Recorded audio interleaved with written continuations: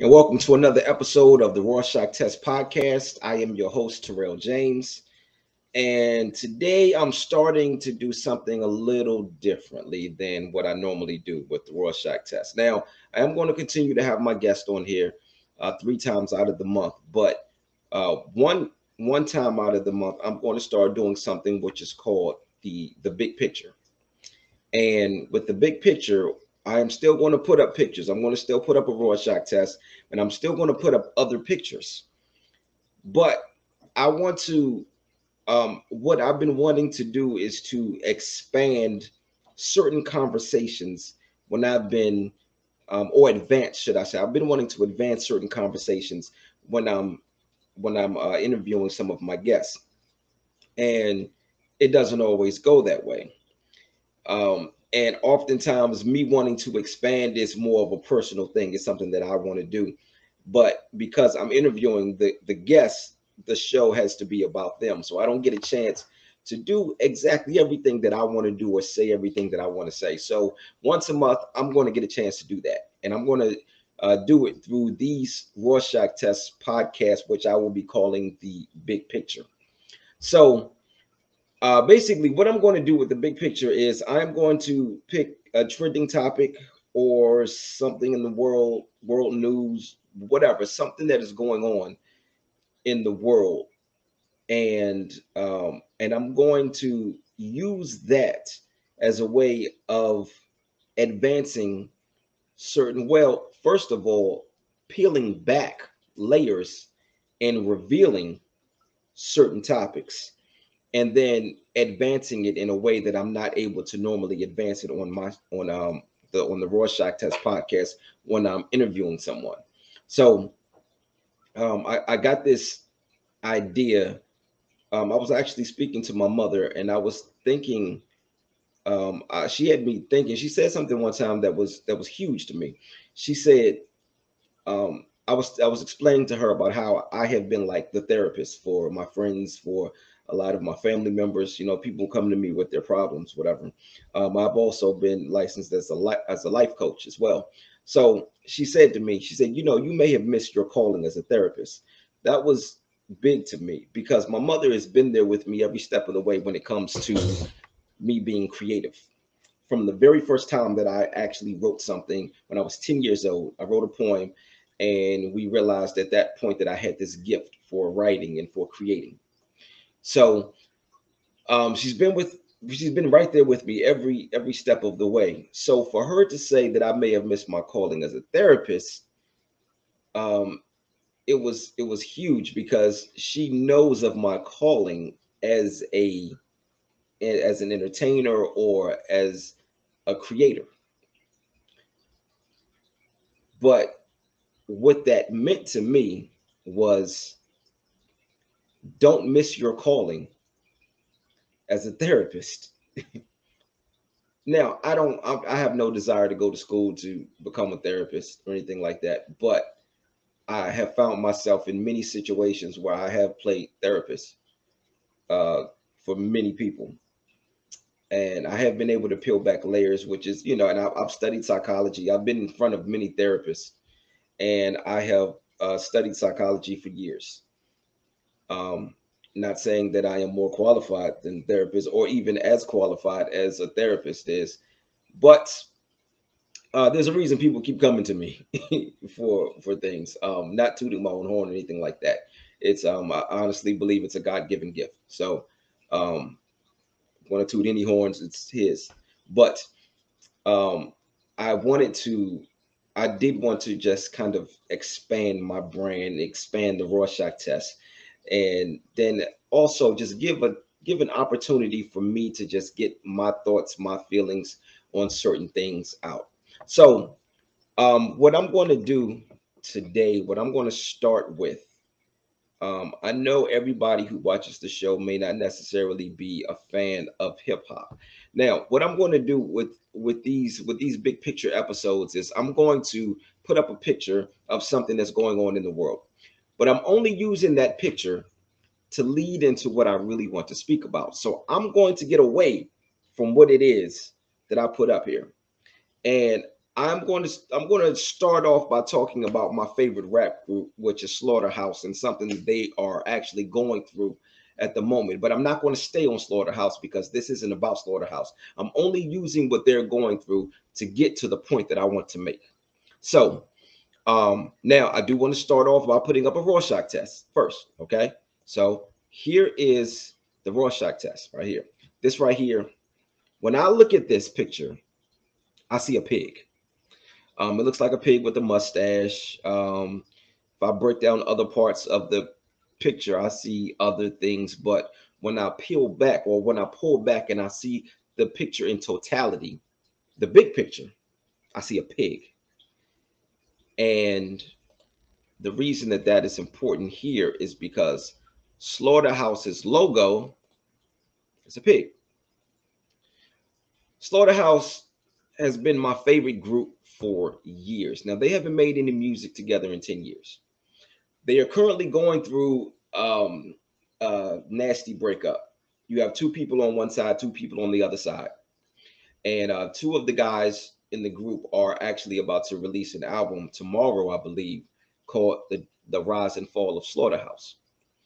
Now, um, as I listen, I've been online, I've been listening to both sides.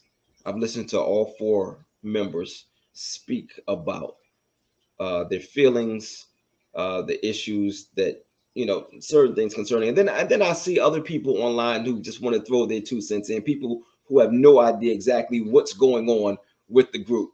Um, but people speak from a place of their personal views.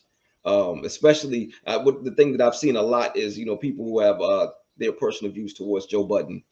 A lot of people don't like him, but they just immediately say things like he's gaslighting, he's lying. But fact of the matter is, these people that are online and a lot of these bloggers, a lot of these other podcasters, they have no idea exactly what's going on. They don't know the ins and outs. I don't either, which is why I'm not going to speak on that. I'm just using this particular situation to to get to the point that I really want to make. So as I was listening, I'm listening. You got two guys on one side, two guys on the other side. So you have Royce, the 5'9", and Joe Budden on one side, and then you have Crooked Eye and Joel Ortiz. They are the two who are dropping this album, The Rise and Fall of Slaughterhouse, and they have gotten a new logo, which is this. That pig is on fire. That pig being on fire tells me a lot. As I listened to everybody speaking, I heard four different people speak from a place of what came across to me as genuine. But the word liar or lying has been thrown around a lot. And that really made me, as I looked at these people, as I looked at all four of these guys speaking from this place of what appears to me as something that's genuine, but you have two opposing viewpoints, it made me realize, and this is where I want to advance the conversation and now take it off of Slaughterhouse.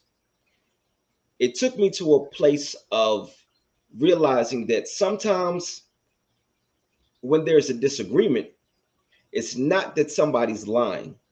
It could just be two different truths. You have your truth, I have my truth.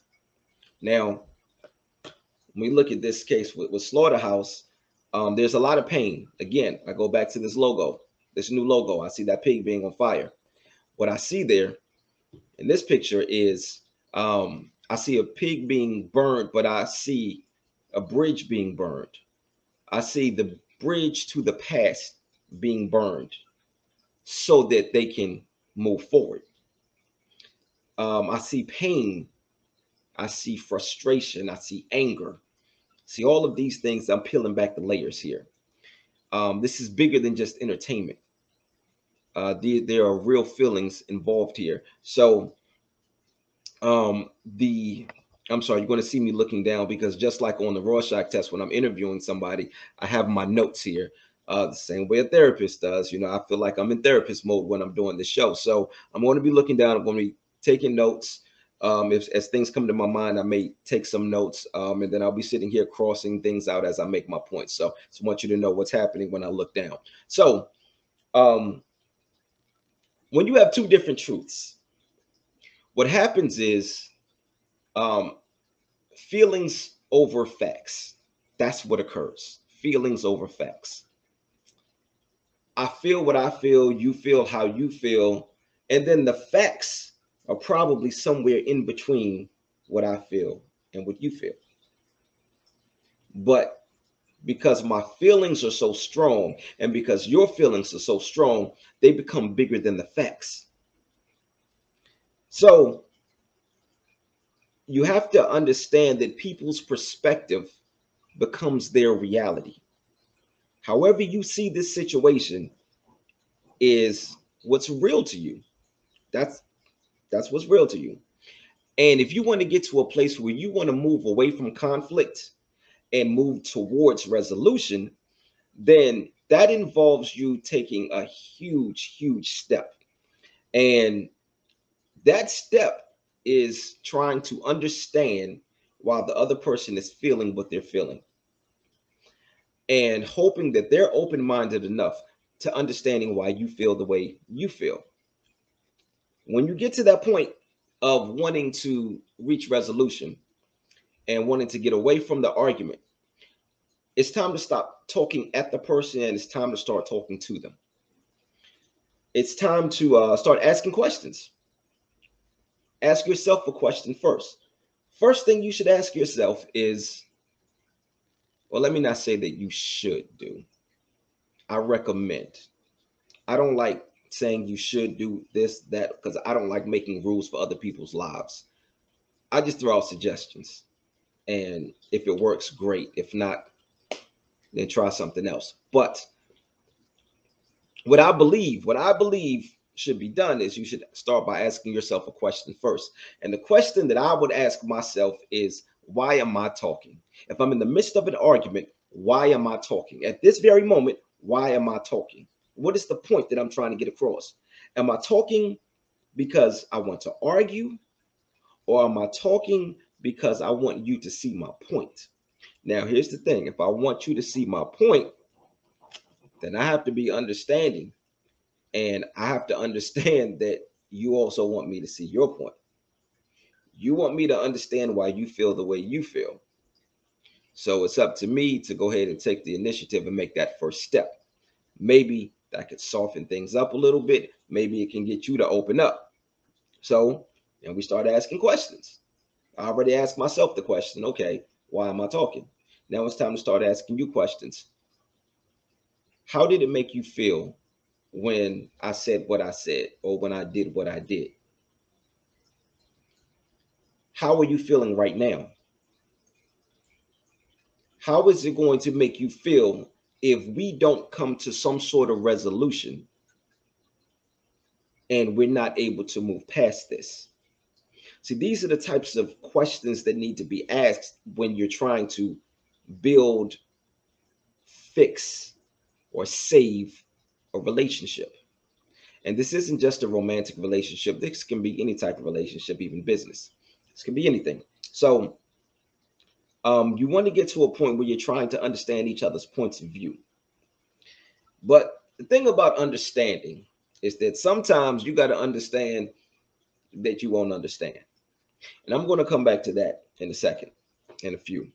Um, so what you want to do is you want to stop talking at each other. You want to start speaking to each other. Best way to do that is by asking questions. How did it make you feel when I did this or when I said this? How do you feel right now? How will you feel moving forward if we're not able to come to some sort of resolution? That last question is important because if we're not able to reach some sort of resolution, and because of that, it's going to force us both to remain in the place that we're in right now, then that could be something that could be the death of the relationship. Oftentimes we get so stuck in trying to prove our point that we overlook how it's making the other person feel. And feelings are very, very important and very, very fragile and should be handled with care. Um, the thing is, when you're in an argument and it's just me versus you, you versus me, it's a war. All we're doing is we're pulling out our weapons at this point. We're not looking for resolution. We're looking for conflict. That's what an argument is. You're not trying to get to a point of resolution. I'm trying to beat you. I'm trying to make you submit, and you're trying to make me submit. But that's not the way a healthy relationship works. So what happens is you need to put what needs to happen is you need to put those weapons down. And if we look at the things that we see as weapons, so what do we see as weapons? So we see words. Words are weapons, right? Ego. Ego is a weapon. Pride, anger, manipulation, being closed minded. All of these things are weapons. Now, one of the worst things that could happen is when ego and anger decide to team up, because that's when you start saying things that you don't mean. And even if you mean it at the moment, sometimes, and this is difficult, especially when you're very, very angry, it's hard to look past the moment. It's hard to imagine feeling something other than what you currently feel. If I want to curse you out or belittle you or tear you down or whatever, and this is how I'm feeling at this very moment, it's hard for me to imagine a time where I don't want that for you, because right now I feel that you have wronged me so much, or you have forced me into a position where I have to react this way to you. And it's not always the healthiest thing. And now when that happens, you get past this moment. The thing that you have to understand is when you're in that moment, when you're currently in that moment is temporary. Not only is that moment temporary, that moment is an illusion. And once you get past that moment and those weapons have been used, when those words have been used, when there's been manipulation, when you have been closed minded, when there's been anger, when there's been ego, when there's been pride, when you have um,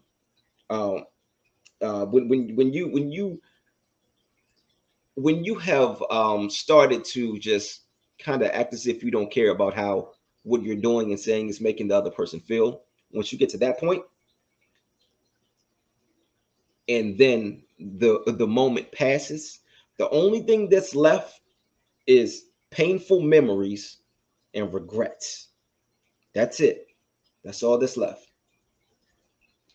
And all of this is based off of two different truths. But if we keep going back to the two different truths and we keep going back to feelings over facts, it's easier to come to a resolution.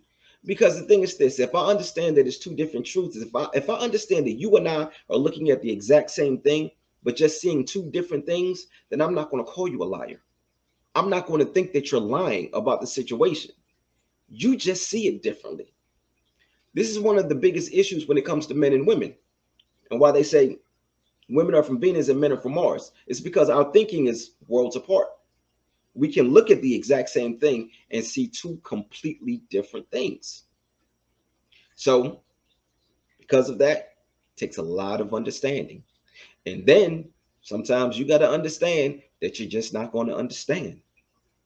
But if you can understand, if you all can both get to a point where you're able to understand and agree that there needs to be some sort of resolution in order to move forward, then you've taken the first and most important step in in seeking and reaching that conflict resolution. Now, um, I know that I have had a lot of friends and some family members that have asked me and my wife, what is your secret? People say to us a lot that we are their favorite couple, and that they say things like, I couldn't imagine you all arguing.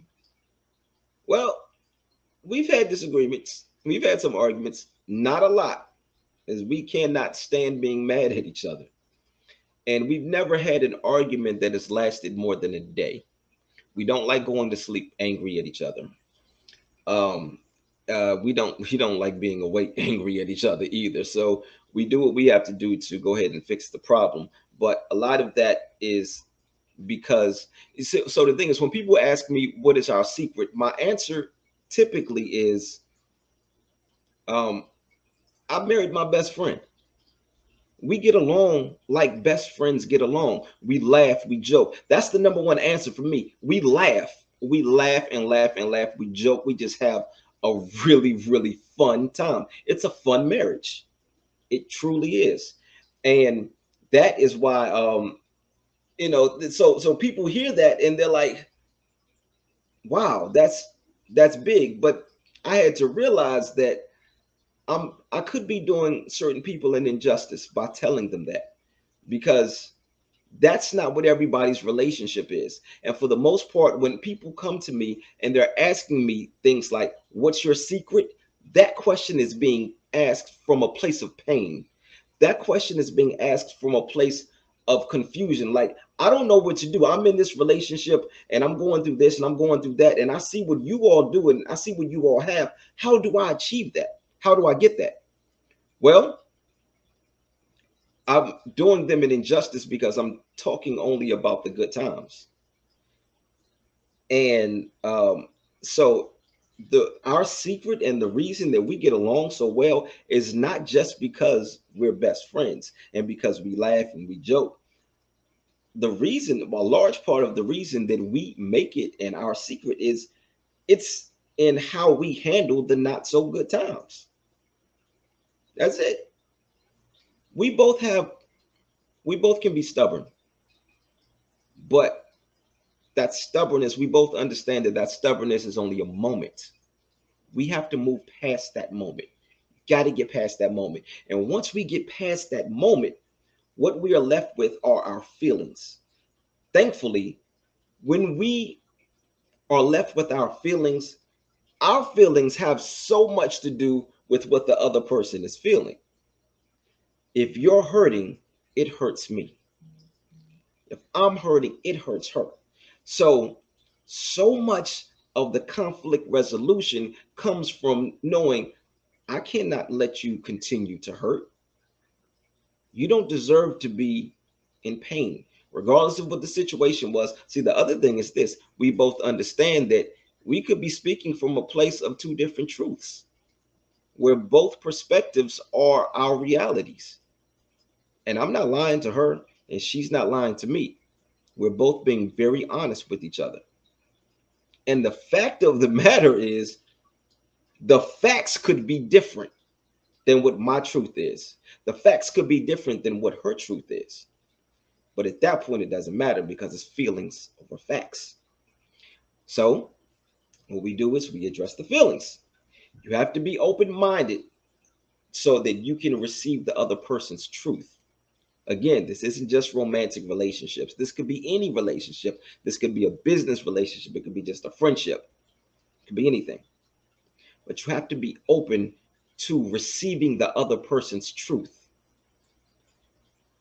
And then you have to pray and hope that they are open to receiving yours as well.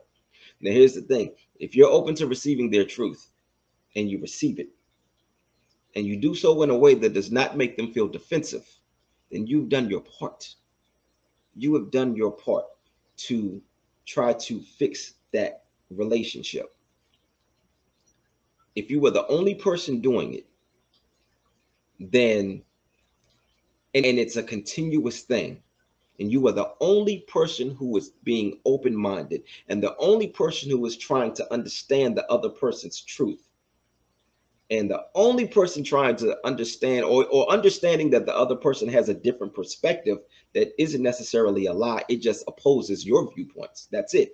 If that other person doesn't get to that point, then there's a good chance that this relationship may not work. I'm all for conflict resolution. I'm all for resolution.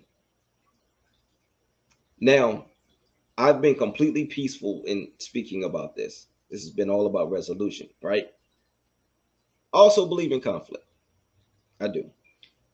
I do believe that sometimes a bridge needs to be burned. And actually, I've always said that I don't burn bridges, but if somebody else burns the bridge, I will fan the fire in their direction to remind them of who burnt this bridge because I refuse to get burnt by this thing. And that can come with a certain degree of conflict. And I'm okay with that. But the reason that I'm okay with that is because I like to make sure that with my friendships, my relationship, with any relationship, I try to do everything that I can to be the best person that I can be to that person or to that group of people or to that situation or to that business or whatever. I like to give my all. And when I give my all and the other person doesn't reciprocate, then to me, that's them burning a bridge. And now we're dealing with my feelings. Now, this is how I'm feeling, and you're burning a bridge and you're sending a fire towards my feelings, then I understand that okay, there's no need for me to continue this with you. So the other thing that you need to do is you need to realize when you're in a position where you're trying to achieve conflict resolution and you're with somebody who is never trying to achieve conflict resolution, that it may be time to allow them to burn the bridge. Just let them do it. Now, if they try to put it on you, it's okay to fan that fire. It's okay to remind them of who started this fire. It's okay to send that fire back in their direction. And if they get burned by it, then so be it. And what I mean by them being burned by it is sometimes that means that you have to end the relationship. And if you end the relationship and you walk away on your terms and you were the person that you were supposed to be in the relationship, then essentially they're the ones that has to deal with the bulk of the pain. That's where the burning comes in. That's where they get burnt by the fire that they started. And that falls on them. Um, so when you are speaking to somebody or when you are having a disagreement with somebody, you have to listen to what they're saying, but listen long enough to hear what they're saying. Don't listen long enough for you to figure out what you want to say to them. Because at that point, you're not really listening. You're just hearing words, but you're not listening to what they're saying. Listen to what they're saying. And if you can, listen to their heart, listen to their feelings, listen to the pain that could be coming from the things that they're saying, because it really could be a misunderstanding. You may have intended for them to take something a certain way, and they may have taken it a completely different way. That wasn't your intention, but it still hurt them. So yeah, is there an apology in order? Yeah, but apologize for how it made them feel.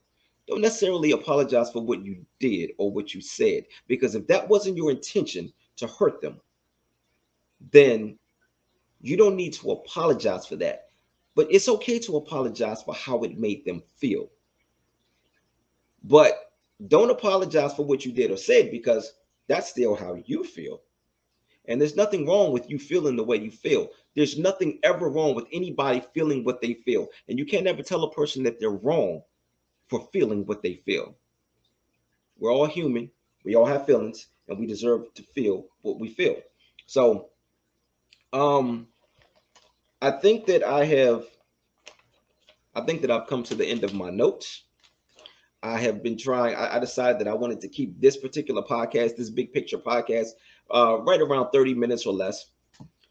And I feel as though I probably have covered everything that I wanted to do. This, like I said, this was my first time doing this. This is still this is still an experiment. We'll see how this goes. We'll see how the reaction goes to this, and it will, as with the Rorschach test and anything else that I'm doing, I will look to improve on it going further. But hopefully, you were able to pick something up from this. Hopefully you were able to, even if you're in the midst of some sort of conflict, hopefully I've given you something that will allow you to reach some sort of conflict resolution. I thank you all for your time. I appreciate the I appreciate people being as open-minded as they have been with my Rorschach test podcast. and the participation, the feedback. I appreciate it all. I really do. Even if it's something that's not so good, I have thick skin. You can be completely honest with me and tell me your truth. I'm perfectly fine with that. Now, my truth may be completely different than your truth, but still, I'm open to hearing it, and I appreciate the feedback. I really do. So again, just I thank you all again for your time, and remember, sometimes you may need to pull back and look at the big picture. Y'all be easy.